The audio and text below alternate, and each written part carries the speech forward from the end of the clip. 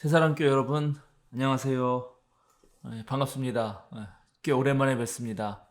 새사랑교회가 늘 저를 불러주셔서 다양한 교회에 설교도 하고 또 교육도 하고 그런 기억이 있습니다만, 이번에 또 박창규 목사님께서 우리 교회 직분자들 특별히 교육하는데 교회론에 대해서 좀 얘기해 주시면 어떻겠냐 해서 제가 흔쾌히 아주 기쁜 마음으로 하겠다고 했습니다.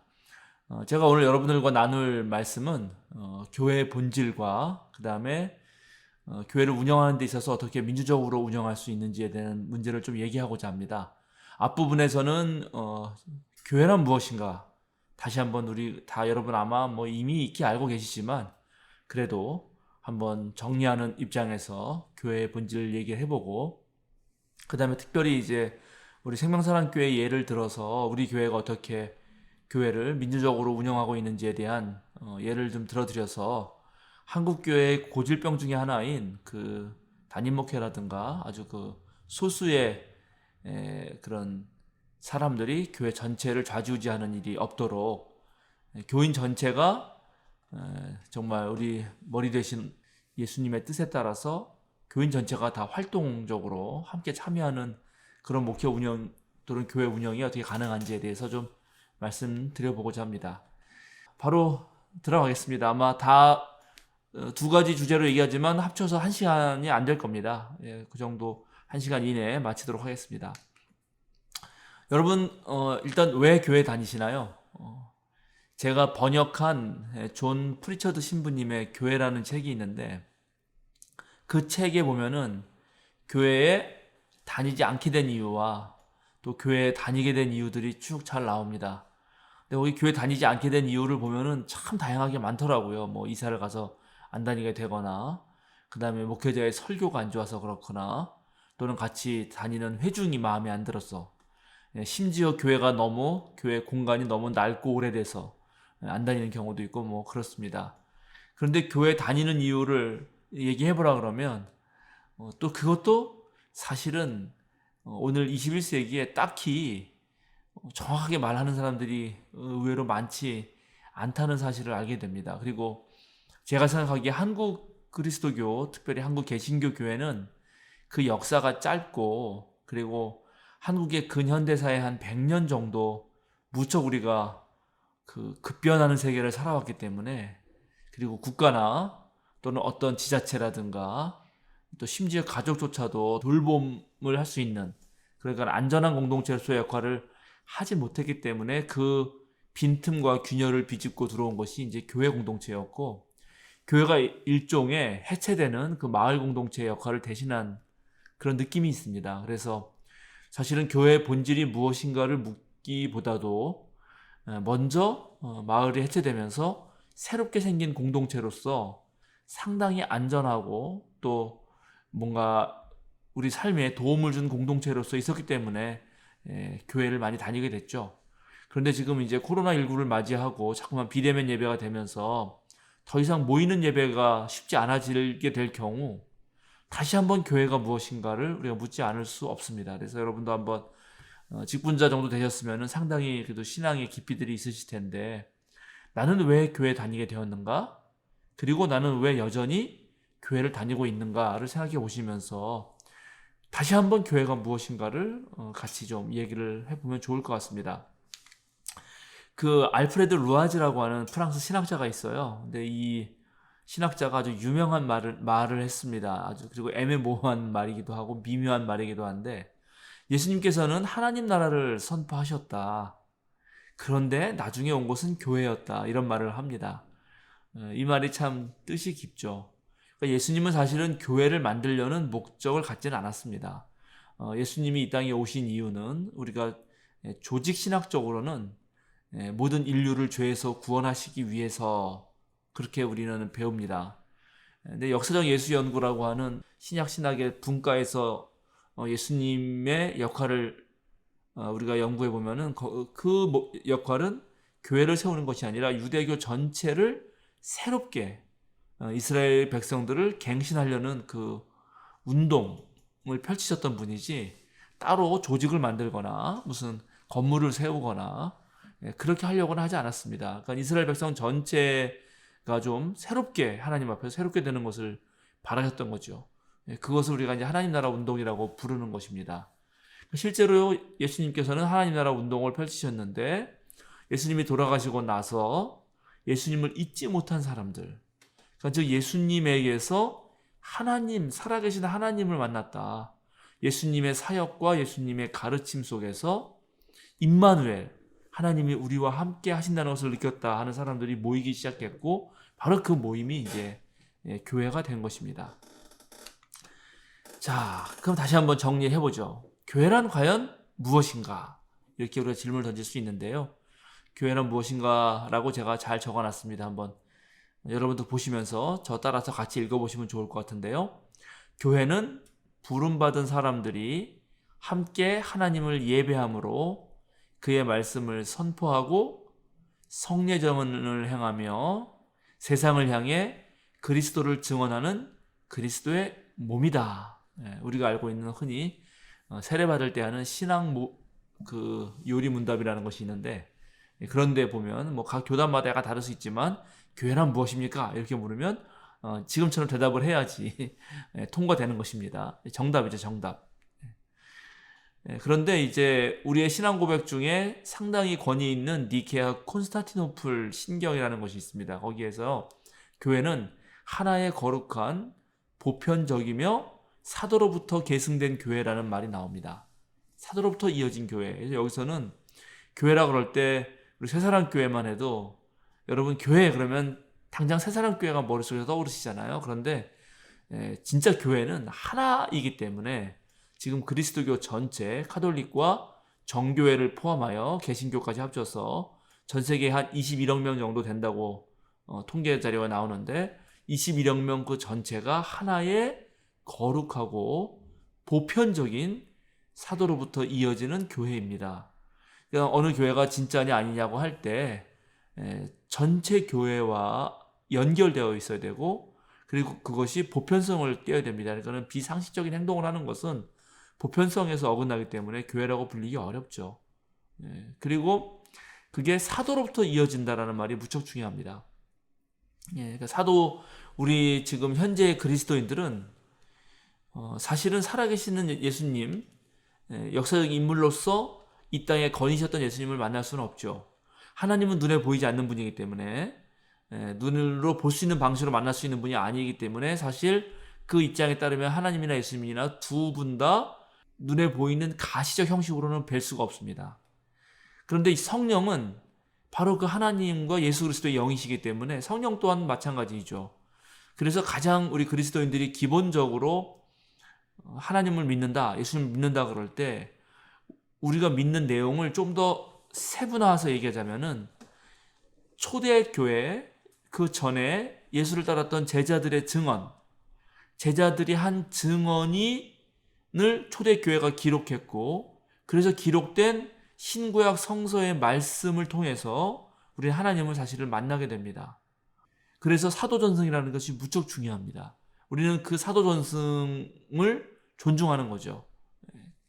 그리고 바로 이제 그런 모든 사도전승과 교회가 생기는 과정들이 전부 다 거룩한 하나님의 영으로 인해서 이루어졌다라고 고백하면서 우리는 거룩한 교회라고 고백합니다. 이 니케아 콘스탄티노플 신경에 나오는 교회에 대한 고백을 여러분 기억하시고, 한국 교회가 지금 너무 개교회, 특별히 개신교는 개교의 중심주의로 흐르고 있는데 정말 세상의 모든 교회가 하나의 교회다라는 사실도 다시 한번 기억하시면 좋겠습니다. 그러나 더불어서 이제 성서 전통에서 교회를 가리킬 때, 교회에 대한 정의를 내릴 때 아주 누구나 어떤 신학자든지 하는 말씀이 있는데, 그것은 하나님의 백성, 그 다음에 그리스도의 몸, 성령의 공동체입니다. 제가 여러분 보여드린 그 그림에 한가운데 비둘기가 있는, 그리고 세 개의 원이 있는 그림을 보여줬는데, 이게 삼위일체를 상징하는 거죠. 그리고 그 밑에는 이제 나무 하나를 그려졌습니다. 나무에는 수많은 가지가 있죠. 그러나 이 나무는 하나의 나무입니다. 이게 아까 제가 하나의 교회다, 각종 교파가 있고 수많은 개교회들, 옛날 사람들은 지교회라고 부르는데 가지를 뜻하는 교회라 해서 지교회가 있지만 사실 하나의 나무라는 걸 기억하시면 좋겠습니다. 교회를 삼위일체적으로 표현했을 때 하나님의 백성이다. 이 하나님의 백성의 무리라는 것은 벌써 이 말 자체에서 교회가 제도나 건물이 아니라는 것을 알 수 있습니다. 조직도 아닙니다. 사람들의 모임이라는 것입니다. 그리고 교회는 혼자서는 교회가 될 수 없습니다. 물론 바울 사도께서는 너희가 거룩한 성전인지 알지 못하느냐. 그래서 각각 개인의 그런 양심, 마음, 내면 이런 것을 하나의 성전으로도 보지만 그러나 교회 전통은 언제나 하나님은 회중 공동체랑 만났다는 사실을 기억하시고 우리가 비록 대면 예배를 드리진 못하지만 비대면 접촉을 통해서 우리는 언제나 공동체로 연결되어 있다는 사실을 기억하셔야 됩니다. 그러니까 하나님의 백성들의 모임이라는 것입니다. 그것은 또 왜 그러냐면 여전히 하나님은 하나님의 사랑은 누구에게나 다 보편적으로 주어졌는데 그것을 깨닫고 내 스스로 나는 하나님의 백성이다라고 고백하는 사람들은 전 세계 인구의 일부이죠. 그 사람들이 지향하는 세계와 지향하는 바는 다릅니다. 세상 사람들과는요. 그래서 세상 사람들도 한 공동체를 가지고 있죠. 그게 국가 단위가 될 수 있고 동호회 단위가 될 수 있고 무슨 기업이 될 수도 있습니다. 그러니까 그런 각각의 공동체들과 비교했을 때 하나님의 백성의 공동체는 대조적인 공동체고 대안적인 공동체가 되어야 됩니다. 그래서 홀로로는 도저히 그 세상적인 공동체들과 맞설 수가 없죠. 일종의 이런 세상을 변형시킬 과제가 있는데 그거는 바로 공동체만이 가능하기 때문에 그렇습니다. 여러분 그래서 교회는 하나님의 백성이다라는 말씀 기억하셔야 됩니다. 두 번째, 교회가 그리스도의 몸이라 그럴 때 여기서 기억해야 되는 것은 바로 교회의 존재 이유인데요. 이건 제가 뒤에 가서 좀 더 설명 더 드리겠지만 어쨌든 교회는 예수님을 기억했기 때문에 생긴 것입니다. 그럼 예수님의 무엇을 기억하는가? 예수님의 삶이죠. 예수님의 삶은 크게 가르침과 행위로 나눌 수 있겠는데 가르침에는 예를 들어서 산상설교라든가 엄청난 비유라든가 또 격언의 말씀들이 있을 거고요. 그 다음에 행위에는 병자 치유라든가 그 다음에 귀신 추출, 그 다음에 밥상 공동체를 했던 것, 그리고 실제로 보여줬던 소외된 이웃을 사랑하고 원수를 사랑하고 또 서로를 사랑했던 그런 모습들, 그 전체가 예수님의 삶이고 예수님의 뜻입니다. 교회는 바로 그런 예수님을 기억하면서 예수님이 했던 하나님 나라 운동의 사역을 그대로 재현하는 공동체입니다. 그러니까 교회의 존재 목적은 교회 다니는 교인인 내가 좀 편안히 쉬기 위해서 존재하는 게 아니고 교회가 바로 온 세상을 구원하시기 위해서 모든 활동을 하셨던 그 예수님의 모습을 그대로 재현하는 데 있다. 물론 교회 자체가 하나의 구원의 방주로서 또 예수님의 구원 공동체로서 교회 가면 너무 행복하고 또 안정감을 갖죠. 위안이 되고 위로를 받습니다. 그러나 교회는 교회 자체 목적으로 있는 것이 아니라 교회는 그렇게 교회 와서 얻은 힘으로 다시 세상으로 흩어져서 이 세상을 구원하는 것에 궁극적인 목적이 있다. 그러니까 모이는 공동체로서의 예배와 흩어지는 공동체로서의 선교가 중요한 이유가 여기에 있습니다. 그러니까 모임과 흩어짐의 이 변증법적인 어떠한 계속 순환을 통해서 교회는 자기 역할을 하는 것입니다. 교회가 그리스도의 몸이라 그럴 때 여러분이 반드시 기억해야 되는 것은 예수님의 삶을 교회가 재현해야 된다. 그래서 보네포 목사님 같으신 분은 만약에 세상 사람들이 예수님이 부활했다는데 그 부활한 예수님을 어디에서 만날 수 있느냐라고 세상 사람들이 묻거든 바로 교회를 보여주어라. 그렇게 말했습니다. 그렇잖아요. 교회가 부활하신 그리스도의 몸이라는 거죠. 그러니까 많은 사람들이 새사랑교회의 모든 활동을 보고 바로 여기가 정말 여기에서 부활하신 예수님을 내가 만났다라는 신앙 고백이 나올 수 있어야 한다는 말입니다. 대단한 거죠. 마지막으로 성령의 공동체는 교회를 운영함에 있어서 그 운영하는 원리가 거룩한 영의 원리라는 것입니다. 그러니까 사람의 생각이 아니라는 것이에요. 우리는 눈에 보이는 것, 그리고 손으로 만질 수 있는 것, 그런 것들 위주로 돌아가기 쉽습니다. 그러다 보니까 자꾸만 사람들은 이제 물질주의적 사고관에 빠지고 실증주의적인 생각을 하게 되고 공리주의에 물들죠. 이익을 위해서 행동합니다. 그러나 성령의 공동체라고 하는 것은 그 공동체를 움직이는 힘이 그런 이익 중심이라든가 물질 중심이라든가 하는 것이 아니라는 거죠. 하나님의 뜻으로 표현될 수 있는 어떤 생명, 평화, 또는 자유정신, 평등, 정의, 이러한 하나님이 원하시는 올바름이 있습니다. 하나님의 의가 있습니다. 하나님의 사랑이 있죠.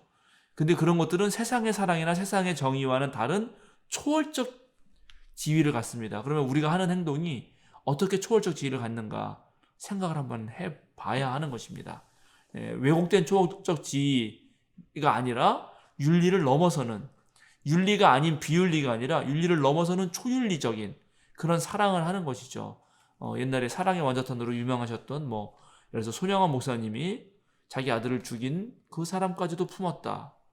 그런 것도 그럴 수 있겠고요.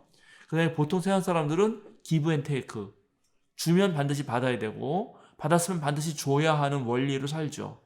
그러나 예수님은 받을 것을 기대하지 말고 줘라. 오히려 받을 사람에게 주지 말고 받지 못할 사람에게 베풀라고 하는 말씀을 하시거든요. 이런 것들은 전부 다 일반적인 상식보다 훨씬 더 높은 그리스도교의 윤리이고 가치라고 할 수 있습니다. 자, 교회가 하나님의 백성이고 그리스도의 몸이고 성령의 공동체라고 할 때 그것이 무엇을 뜻하는지 여러분에게 말씀드렸습니다. 자, 그럼 그런 교회가 이제 그런 정체성을 가지고 그리스도의 몸으로서 성령의 공동체로서 하나님의 백성으로서 무슨 일을 하는가? 크게 5가지로 얘기할 수 있겠습니다. 가장 중요한 것 중에 하나가 예배를 하는 것이죠. 그 예배 형식이 어떠하든지 간에 예배는 반드시 필요합니다. 예배는 하나님과의 특별한 시간을 갖는 것입니다. 제가 이제 이 예배 얘기할 때마다 결혼 비유를 많이 드는데요. 제가 제 아내를 사랑해서 결혼했습니다. 그래서 같이 살아요. 아주 가족끼리 아주 친해서 우리 매일매일 같이 보고 같이 식사도 하고 좋습니다. 그러나 그럼에도 불구하고 또 특별한 시간을 부부끼리는 가질 때가 있죠. 결혼기념일이라든가 아니면 서로의 생일이라든가 아니면 좀 가정 문제를 좀 심각하게 의논을 해야 된다든지 할 때 둘만의 좀 특별한 시간을 갖습니다. 예배는 사실 하나님과의 특별한 시간입니다. 하나님은 늘 우리와 함께 계시기 때문에 우리는 언제나 어디서나 쉬지 않고 기도하고 하나님과 동행할 수 있습니다. 그러나 그럼에도 불구하고 하나님의 백성들이 함께 모여서 공적인 시간에 공적인 자리에서 서로 연결된 상황에서 함께 예배를 드리는 그 순간이 매우 중요합니다. 예배 구성 요소는 모여서요, 하나님을 만나고 이제 하나님의 사람으로 다시 한번 새롭게 거듭나서 세상으로 파송받는 형식을 띱니다. 하나님은 무엇으로 만나는가? 그거는 선포된 말씀인 설교와 보이는 말씀인 성만찬으로 만납니다. 설교와 성만찬은 전부 예수 그리스도의 사역과 하나님의 말씀, 하나님의 뜻에 집중되어 있습니다. 우리가 세상에서 직장 생활 하다가 보면은 또 다른 일들을 하다 보면은 내가 하나님의 백성인 것도 잊어버리게 되고 또 하나님의 백성으로 옳은 일을 하고 살다 보면은 때때로 박해를 받게 되고 경건한 삶을 유지하기도 힘들고 그럴 때가 있죠.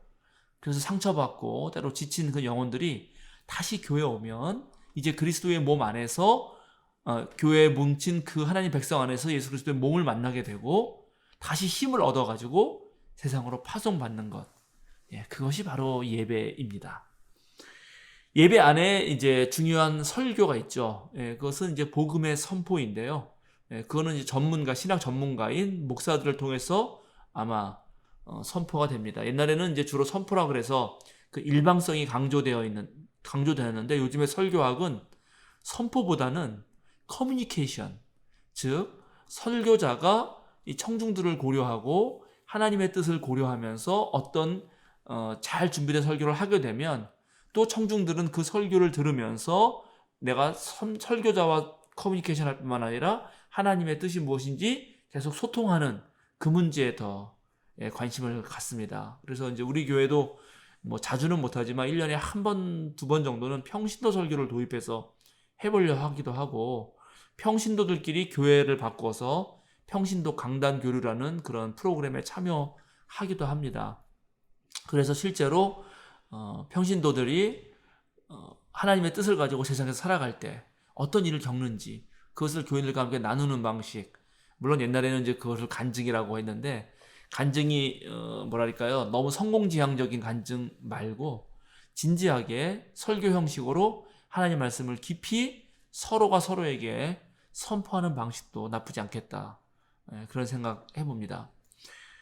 그 다음에 교육이 있죠. 지금도 제가 여러분 직분자 교육을 하는 것입니다. 교육하면은 이렇게 앉아가지고 무엇을 듣는 거라고만 생각하는데 그것은 좀 착각입니다, 사실은. 교육은 물론 이론의 습득이 중요하지만 직접 몸으로 행하는 것이 중요합니다. 특별히 교회 교육은 이게 학교 교육이 아니어서요. 정보의 취득만을 가지고는 되지 않습니다. 신앙 공동체라는 것은 보이지 않는 데서 많은 신앙 교육이 일어납니다. 저는 우리도 뭐 예를 들어서 어린이 주일 같은 경우에 우리는 어린이들이 어른 예배에 예배 인도를 하거든요. 예배위원으로 참여를 합니다. 근데 그런 과정을 통해서 우리 아이들이 자신들이 예배하는 경험을 할 뿐만 아니라 자신들의 그런 예배 인도에 따라주는 어른들의 모습을 본다든지 또 어른들의 기도를 듣는다든지 뭐 그런 다양한 서로의 공동체가 함께 살아가면서 나도 모르게 보면서 배우는 그런 일들이 벌어지거든요. 그래서 교회 교육은 약간 다릅니다. 학교 세상 지식과는 달라요. 그리고 실제로 우리 이제 장년이 됐던 우리 뭐 유소년이 됐던 어린이 청소년이 됐든 간에 실제로 교회에서 머무를 수 있는 시간은 매우 적잖아요. 제가 흔히 166대 2라고 하는데 일주일이 168시간이거든요. 근데 166시간은 교회가 아닌 곳에 있다가 교회 한 2시간 머문다 이럴 때 진짜 어떤 교육이 되겠는가 그런 얘기를 하는데요.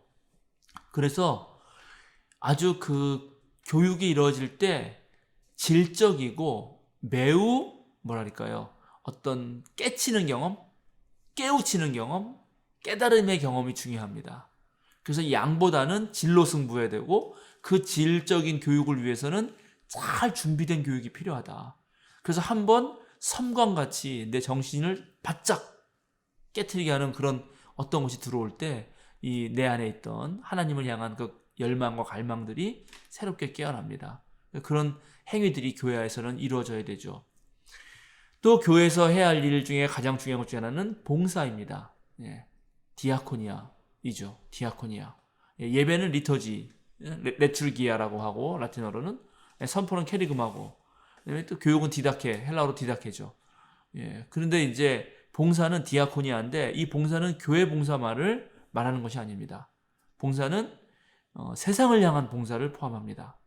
그러니까는 이 교회가 선교하는 공동체로서 바로 세상을 섬기기 위하여 하나님이 세상을 이처럼 사랑해서 아들을 보내셨듯이 하나님이 세상을 이처럼 사랑하시기 때문에 우리 지금 그리스도의 몸인 교회를 세상으로 파송하니까 세상으로 파송된 교회로서 어떻게 세상을 섬길 것인가, 어떻게 교회 내에서는 서로가 서로를 섬길 것인가를 연구해야 된다. 또 중요한 것이 이제 코이노니아, 친교입니다. 그리스도교의 사랑과 친교는 보네포 목사님의 그 말을 또 빌려자면은 사이에 예수님을 두고 사귄다 그런 말씀을 하세요. 이 말이 상당히 의미가 있습니다. 우리 사람은 완벽한 사람은 없잖아요. 그래가지고 서로 다 단점이 있어요. 실수를 해요. 만나다 보면은 서로 마음이 상해요. 너무 사랑해서 만난 부부도 가끔 싸우잖아요. 그러니까 그런 방식으로 사람만 믿고 서로 사귈 때는 반드시 실망을 하게 되고 상처를 입게 됩니다. 그래서 보네포 목사님은 그 사이에 예수님을 두라는 거예요. 그러니까 예수님을 생각하면서 사랑해보라는 거예요. 예수님이 얼마나 우리를 사랑하셨는가. 그 사랑이라면 우리 같이 믿음의 형제 자매인 저분의 잘못과 단점도 품을 수 있지. 때로 내 마음에 안 들어도 예수님 생각하면서 좀 참아주고 또 예수님 사랑으로 품어주는 그런 사랑을 하라 하는 것이 본회포 목사님의 성도의 교제라는 책에 나오는 아주 중요한 그런 태제입니다. 아주 의미가 있다고 생각합니다. 우리는 계속해서 그리스도의 사랑으로 커가야 될 뿐만 아니라 그 사랑을 가지고 중간에 예수님을 두고 서로가 서로를 아껴주고 위해주는 그런 친교를 행해야 한다. 그런 말씀을 드립니다. 자, 이제 교회 역할 여러분 5가지 기억하시고 넘어가겠습니다. 지금 한국 교회가 뭐 그동안도 계속 이 사회로부터 좋지 않은, 곱지 않은 시선을 받아왔는데, 지금 코로나19 상황에서는 집단 감염의 그런 발원지가 됨으로 인해서 존망의 기로에 놓여 있을 정도다라고 말할 정도로 무척 어려움을 겪고 있는 것이 사실입니다. 그래서 이 한국 교회가 지금 이런 모든 어려움을 뚫고 나가려면 어떻게 되는가에 대해서 좀 말씀드려보고자 합니다. 이것은 이제 앞에서 다 말씀드린 거지만은, 첫 번째로는 바로 교회의 정체성을 다시 한번 찾아야 된다. 교회는 교회 자체가 존속하기 위해서 존재하는 집단이 아닙니다. 자기 존속을 위해 존재하는 집단이 아니에요. 교회는 예수님처럼 타자를 위한 존재예요. 그러니까 타자를 위해서 살아내려고 할 때 오히려 교회는 훨씬 더 든든하게 서간다. 왜냐하면 이 남을 사랑한다는 거요, 그거 무척 어려운 일이거든요. 내가 나를 사랑하지 않으면, 그러니까 내가 나를 존중하지 않으면 남을 존중하기도 어려워요. 내 자아 존중감이 너무 낮은 사람은 타자를 사랑하기도 쉽지 않습니다. 그래서 타자를 사랑하기 위해서도 나를 사랑해야 돼요. 그러니까 우리 교회가 든든히 서야 하는 이유는 우리 교회를 위해서가 아니라 타자를 위해서예요. 무슨 말씀인지 아셨죠?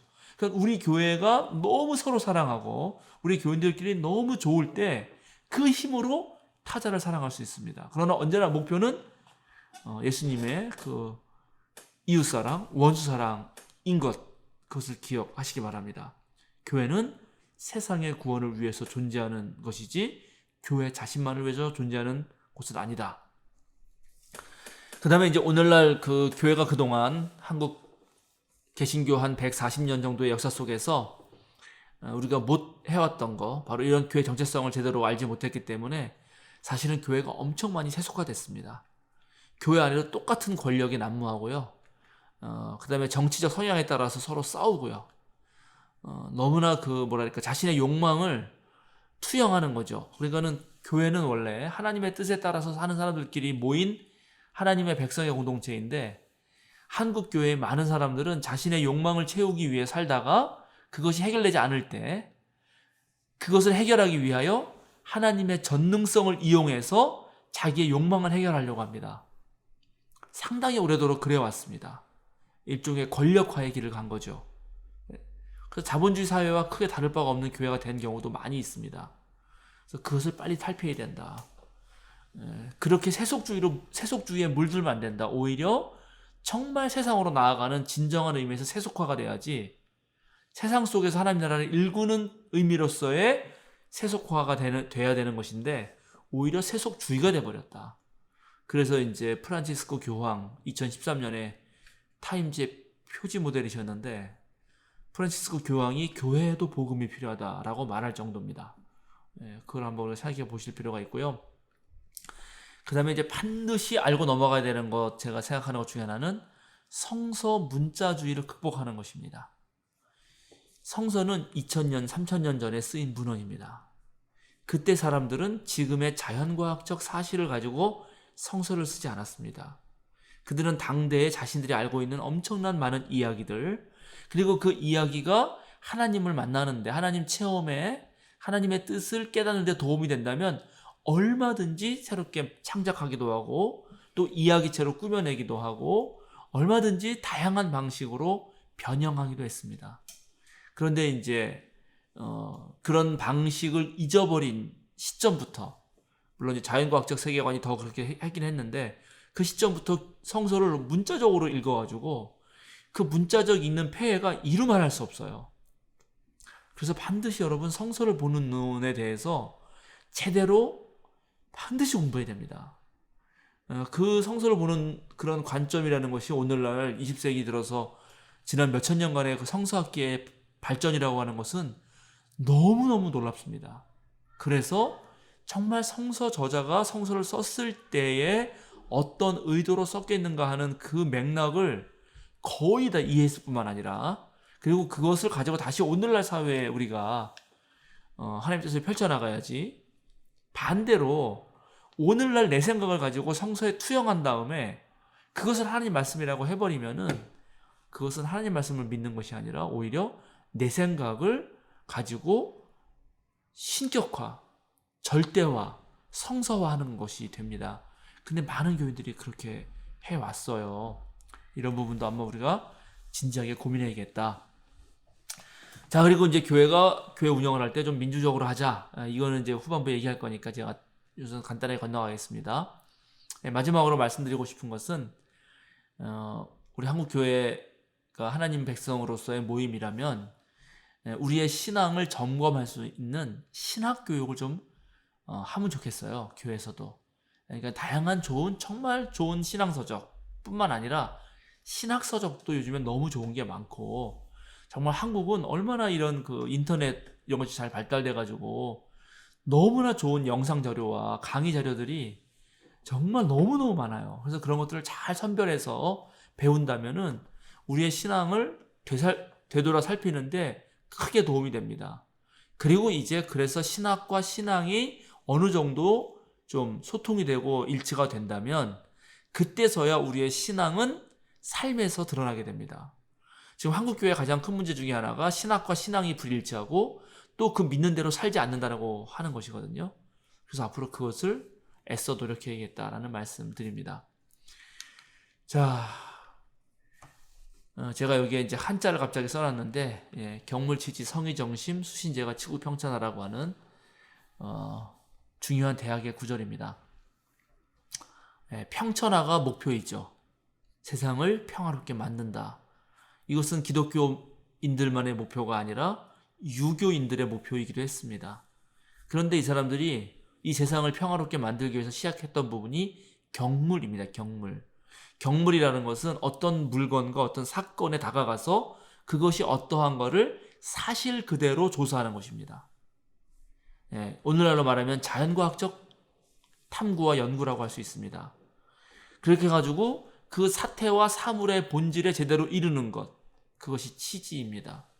그렇게 됐다면 이제 그 사태로부터 내 마음에서 요건 이렇게 사용하는 거고, 물건은 요건 이렇게 해야 되고 하는 뜻이 일죠. 그리고 그 뜻을 이제 신실하게 해서 내 마음을 바로 하는 데 사용해서 내 몸 수양을 통해서 가정을 다스리고 국가를 다스리고 전 세계까지 확대하는 것입니다.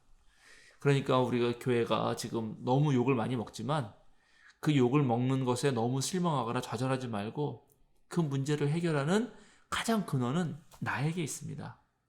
나 하나 잘하면 되는 것입니다. 나부터 시작해서 우리 가정에서 우리 교회에서 정말 하나 된 전 세계 교회, 이렇게 되면 세상이 바뀌는 거죠. 그 말씀을 드리고 싶네요. 요한복음 5장 19절에서 20절과 14장 12절 말씀은 아들이신 예수님은 하나님보다 훨씬 더 큰 일을 맡기셔가지고 해왔고, 또 우리들은 예수께서 하신 일보다 훨씬 더 큰 일을 할 수 있다라는 말입니다. 그러니까 여러분, 예수님은 혼자 이 땅에 오셔서 하셨죠. 물론 12명의 제자가 있었고 또 그를 따른 많은 무리들이 결국 교회를 만들어냈습니다.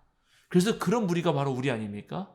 그러니까 우리는 이제 전 세계 곳곳에서 여러 명이 할 수 있습니다. 그러니까 우리가 훨씬 더 큰 일을 할 수 있어요.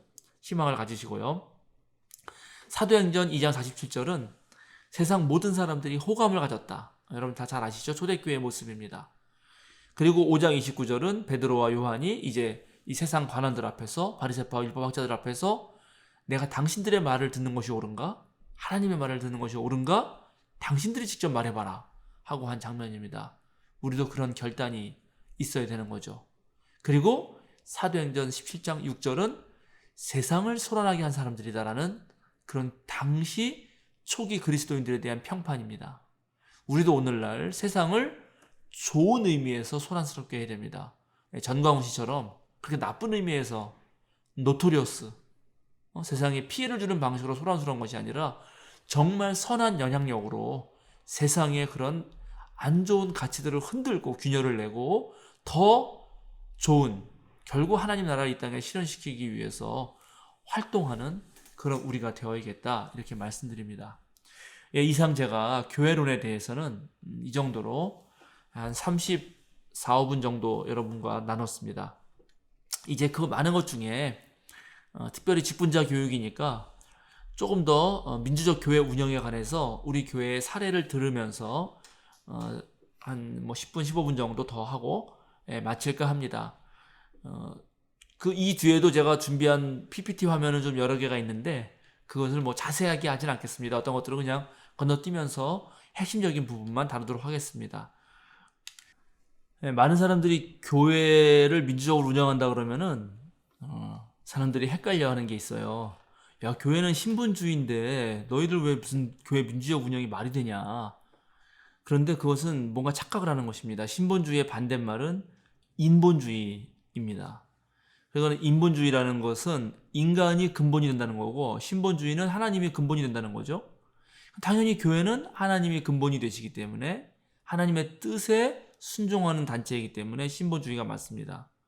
그런데 문제는 그 하나님의 뜻을 실천하는 그 과정에서 독재를 할 거냐, 민주를 할 거냐 하는 거예요. 이게 중요한 거예요. 하나님의 뜻을 운영할 때 교회에 교인 한 명의 말을 다 들어야 된다. 그럼 그게 신본주의인가요? 그러니까 그건 아무 상관이 없어요. 그러니까는 진짜 하나님의 뜻을 어떻게 모아가는 과정이 되게 중요한데, 물론 어떨 경우에는 정말 계시를 받은 한 명의 뜻이 중요할 수도 있겠죠. 그런데 그것을 그렇게 하는 것이 매우 쉽지가 않습니다. 계시를 또 다 다뤄받을 수도 있잖아요.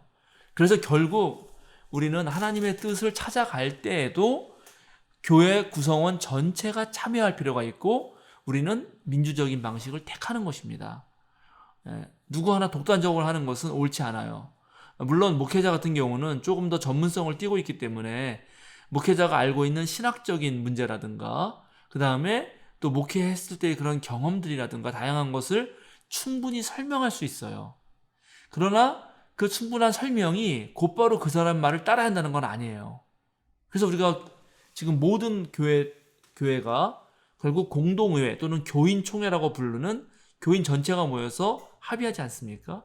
바로 그것이 교회의 민주적 제도입니다.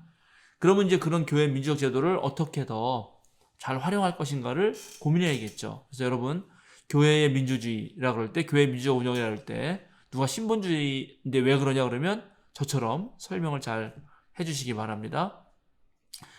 대체적으로 그 교회 정치, 교회를 운영하는 정치 제도는 이 감독 정치가 있고요. 여기 보면은 감독 정치가 있죠. 그 다음에 장로 정치가 있고 회중 정치가 있습니다. 감독 정치는 바로 우리 지금 프란치스코 교황이 계신데 카톨릭이 택하는 방식이에요. 카톨릭은 사실은 교황의 말이 제일 중요합니다. 어떤 면에서 일종의 독재라고 할 수 있죠.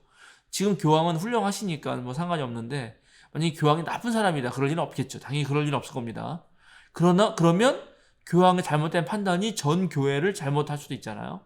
그래서 그런 것 때문에 이제 대표들을 뽑아가지고 대의제 기구로서 나온 정치가 장로 정치입니다. 장로라고 하는 거는 교회의 대표를 뽑는 거예요.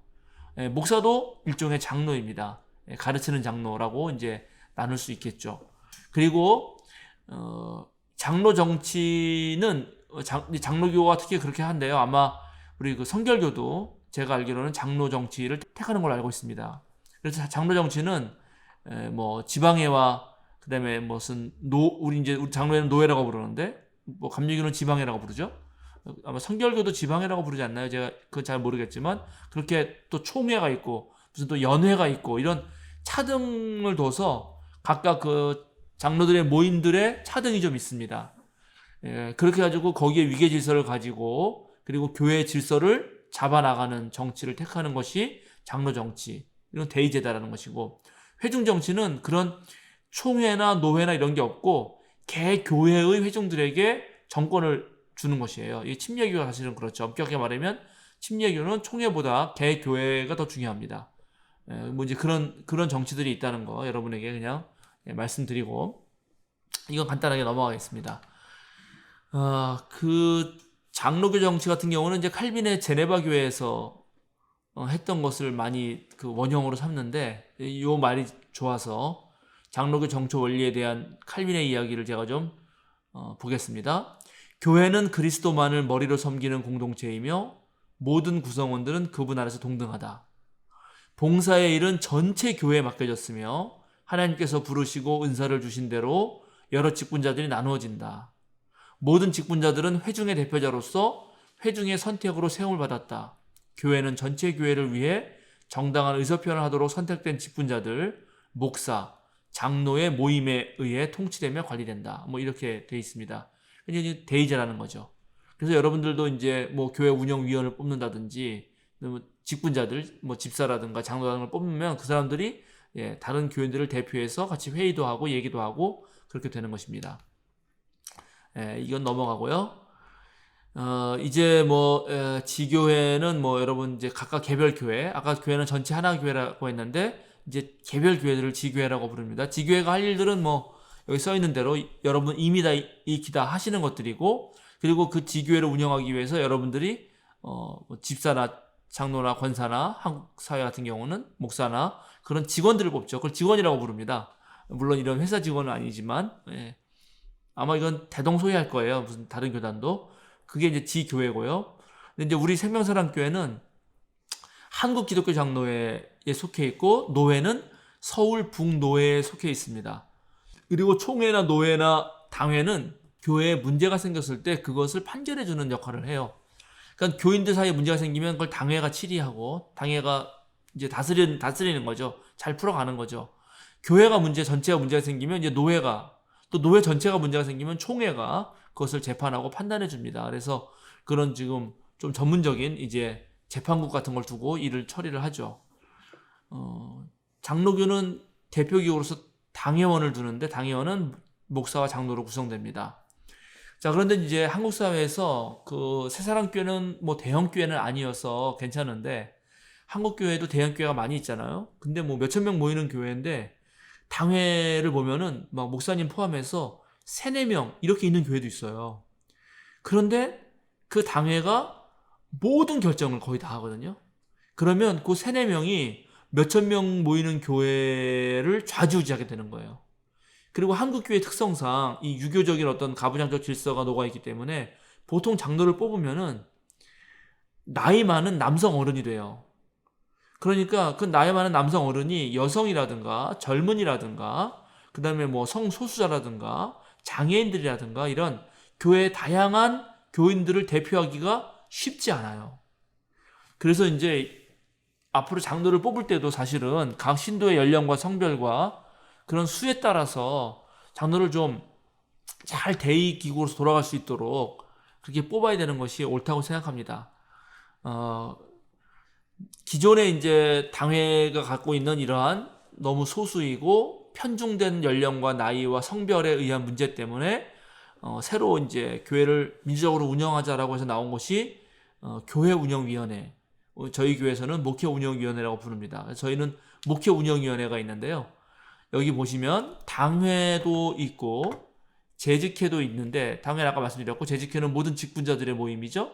요 사이에 우리는 목회운영위원회가 있습니다. 저희는 목회운영위원회는 어떻게 이제 구성되냐 하면은, 저희는 각 부서장들과 신도에서 파견한 목회운영위원, 그 다음에 장로들, 그리고 교역자, 이렇게 해가지고 현재 저희는 16명입니다. 재직회장까지 포함해서요. 그리고 각 신도에서는 대표성을 뜨기 위해서 비밀투표 3분의 1을 하도록 그렇게 하고 있습니다. 그리고 바로 이 목회운영위원회가 저희는 한 달에 한 번씩 모여가지고 교회의 거의 모든 일을 논의합니다. 어떤 행사를 할 것인지, 또 어떤 일을 어느 부서가 맡아서 진행할 것인지, 그리고 그 전달에 했던 것을 평가하고, 그래서 각 부서가 보고하고, 각 신도회가 보고하고, 목회자가 보고하고, 뭐 당회가 보고하면서 그런 모든 것을 거의 다 결정을 하고 있습니다. 그렇게 운영되고 있다. 여러분에게 말씀드리겠습니다. 저희 교회의 이제 민주적 교회 운영을 위한 특징이 몇 가지가 있는데, 일단은 목사와 장로의 임기제를 두고 있습니다. 목사는 6년 6개월 심우하고 6개월간 유급 안식년을 주도록 되어 있고, 목사에 대해서는 그 사이에 안식년 간 사이에 재신임을 묻습니다. 그 3분의 2가 이제 넘어야 통과가 되는 거죠. 그래서 목회자가 정말 6년 6개월 동안 헌신해서 목회할 수 있도록, 그리고 또 충분한 휴식과 연구 한 후에 다시 또 6년 6개월을 열심히 또 봉사할 수 있도록, 그리고 계속 또 6개월 쉬고 또 봉사할 수 있도록, 그렇게 은퇴할 때까지 할 수 있도록 하고 있고요. 장로도 마찬가지입니다. 장로는 6년 임기이고, 그런데 장로에 대해서는 재심을 묻는 게 아니고 이제 6년만 하면 사실은 그만두는 겁니다. 그리고 다시 장로가 되려면 또 뽑혀야 되는데, 장로 했던 분은 다시 그런 피선거권을 가지려면 1년을 경과해야 됩니다. 왜냐하면 장로 했던 그 영향력을 가지고 바로 뽑히지 못하도록 만들어 놓은 거예요. 그래서 이제 이 목사와 장로 임기제를 두었을 때 장점은 뭐냐 하면, 6년마다 한 번씩 장로는 새롭게 뽑아야 되고, 또 목사도 6년마다 한 번씩 재심을 받아야 되니까, 이런 교회 일을 하고 교회 전체를 바라보는 안목을 가진 사람들이 늘어난다는 거예요. 이걸 제대로 한다면. 그렇겠죠? 장로를 하신 분들은 전체를 계속 보면서 의논하게 되잖아요. 그래서 그런 능력들이 생긴다 하는 말씀을 드립니다. 부교역자의 경우 저희 교단은 1년마다 재심을 붙게 돼 있어요. 그리고 언제든지 그 담임 목사가 그만두면 사임하게 되어 있고 좀 불공평합니다. 그래서 이제 우리 교회 같은 경우는 부교역자 임기를 최소한 2년을 보장해주고, 이제 당회와 재직회가 승인해가지고 연임할 수 있도록 그렇게 했습니다. 그리고 또 저희 교회는 아까 목회운영위원회가 있다고 그랬잖아요. 그 부서장과 신도회 임원, 신도회에서 파견한 목회운영위원과 당회와 재직회장, 그 사람들의 목회운영위원회의 회장은 담임 목사가 못하게 되어 있습니다. 담임 목사는 공동의회 회장인데, 공동의회 회장은 재직회장이나 목회운영위원장을 못한다라고 정관에 명시하고 있어요. 그래서 실제로 평신도 중심의 어떤 사역들이 가능하면서 교회가 가질 수 있는 권력 구조를 분산시켜 놓은 거죠. 이것을 통해서 상당히 목사가 너무 많은 책임을 지고 또 너무 많은 권력을 부리고 이런 일들을 미연에 방지하고 있습니다. 목회운영위원회를 해보니까 장점이 뭐냐면, 역시 교회 일에 모두가 책임지는 구조가 되더라 하는 것입니다. 저희는 코로나19가 왔을 때도 이 대면 예배를 할 것이냐 비대면 예배를 할 것이냐를 결정할 때 저 혼자 결정하지 않았어요. 당연히 목회운영위원회에서 충분히 의논을 하고, 각 부서장과 뭐 신도의 대표들이니까 거의 모든 교인들의 그 의견을 반영하는 거죠. 16명이면은 저희 교회의 4분의 1입니다. 교인의. 그러니까 뭐 충분히 반영이 됩니다. 그래서 거기서 정했어요. 수도권 내에 30명 이상의 확진자가 나오면 무조건 비대면 예배 드린다. 뭐 이렇게. 그러니까 모두가 동의하고 모두가 함께 정하기 때문에 그 일을 해나가는 데 있어서 불협화음이 적습니다. 그러니까 목사에 대한 불만도 적고요. 그리고 그것에 대해서 함께 책임질 수 있다는 장점이 있습니다. 뭐 나머지 것들은 여러분 그냥 좀 뭐 넘어가겠습니다. 그런데 이제 이렇게 좀 권력을 분산시키고, 그 다음에 전체 교인들이 참여할 수 있는 구조를 만들어 갈 때 좀 주의할 점들이 몇 가지 있는데, 그 말씀을 마지막으로 드려보겠습니다. 교회를 민주적으로 운영하려면 역시 참여와 책임이 중요하다.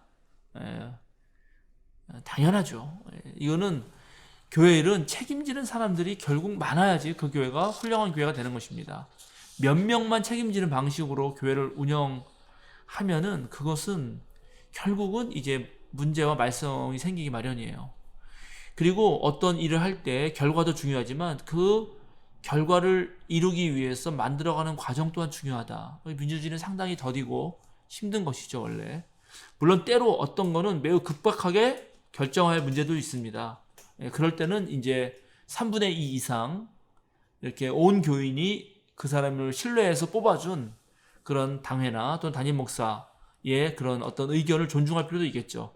그러나 그렇지 않은 일반적인 논의라면 충분히 토의하고, 그리고 정확한 절차와 과정을 밟아서 교회를 운영하는 것이 아주 좋은 방식이다 말씀드립니다. 그리고 이런 이 목회운영위원회 같은 것을 두고 또 권력을 나눠서 교회를 운영하려면 이 목사들이 스스로 자신을 그런 지위를 좀 뭐랄까요, 그러니까 교만하지 않고 권위주의적이지 않아야 됩니다. 그러니까 목사가 그런 수평적인 어떤 리더십을 지녀야 하죠.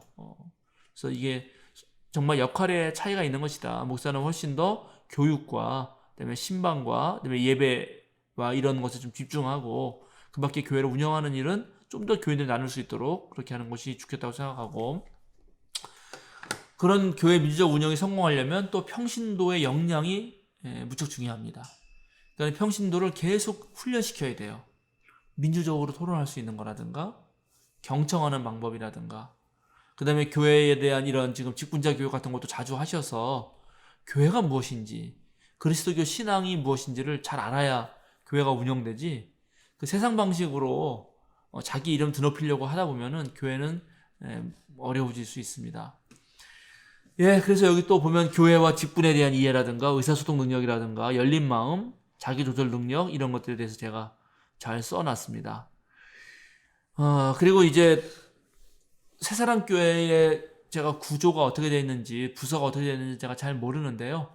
그런 기본 단위들이 신도회면 신도회, 뭐 청년부다, 장년부다, 뭐 여신도회다, 뭐 남신도회다, 이런 어쨌든 그런 신도회 단위들이 활발하게 움직여야만 이 전체를 아우르는 그런 민주적 교회 운영이 잘 됩니다. 그래서 각 부서가 또 잘 활발하게 돌아갈 수 있도록 계속 이렇게 지원해주는 역할이 필요합니다. 목회운영위원회, 저희 교회 같은 경우는 이제 목회운영위원회와 또 그 당회가 있는데, 이 둘을 제가 약간 비교해 보면은 책임성에 있어서 역시 당회가 훨씬 더 높다는 걸 느껴요. 그래서 어떻게 목회운영위원들이 훨씬 더 교회 애정을 가지고 책임 있게 활동할 수 있겠는가가 좀 과제로 남습니다. 그래서 이제 그런 것들을 잘 할 수 있도록 평소에 목회자들이 조금 교인들과 함께 그런 민주적 리더십을 가지고 어떤 공동체를 꾸려가는 공동체 세우기와 관련된 그런 훈련을 한다든지, 그 다음에 갈등이 생겼을 때 그 갈등을 조절하고 평화적으로 풀어가는 방식이라든가, 그 다음에 이제 어려움이 처했을 때 어떻게 우리가 새로운 아이디어를 가지고 좀 새로운 그런 발걸음을 내딜 수 있는 그런 프로그램 같은 것들이 요즘에 많이 있거든요. 뭐 퍼실리테이터 같은 그런 교육도 있고요. 하니까는 그런 거를 좀 찾아보셔서 평소에 교육 훈련을 하다 보면 교회를 민주적으로 운영했을 때 얻는 엄청난 그 시너지가 있습니다. 뭐 제가 이렇게 말씀드렸지만 새사랑교회는 뭐 사실은 무척 잘 할 거라고 또 그렇게 기대합니다. 저는 사실은 여러분을 직접 뵙고 또 질문도 받고 이렇게 피드백을 하면서 서로 주고받으면서 하는 강의를 무척 좋아하는 사람이고, 그럴 때 제 강의 역량이 훨씬 더 높아지는데 지금 제가 이렇게 카메라만 보고 혼자 하려니까 좀 쉽지가 않습니다. 그럼에도 불구하고 또 이렇게라도 지금 상황에서는 어쩔 수 없이 우리가 신앙생활을 해야 되고 교회 활동을 해야 되니까 뭐 이해해야죠. 여러분도 또 제가 좀 부족한 부분이 있더라도 이해해 주시고, 혹시 궁금하신 점이 있으면은 다 모으셔서 박창규 목사님께 전해주시면 제가 그 질문들을 가지고 뭐 다시 한번 영상을 찍는 방식이 되었던 어떤 방식이 되었던 또 도움을 드릴 수 있으면 드리겠습니다. 그럼 오늘 그 직분자 교육으로서 교회 본질과 민주적 교회 운영에 대한 제 강의를 여기서 마치도록 하겠습니다. 새사랑교회 여러분 정말 감사드립니다. 코로나19 상황이지만 언제나 주님의 뜻을 생각하시면서 모든 어려움을 잘 극복해 나가시길 바랍니다. 다시 한번 감사드립니다.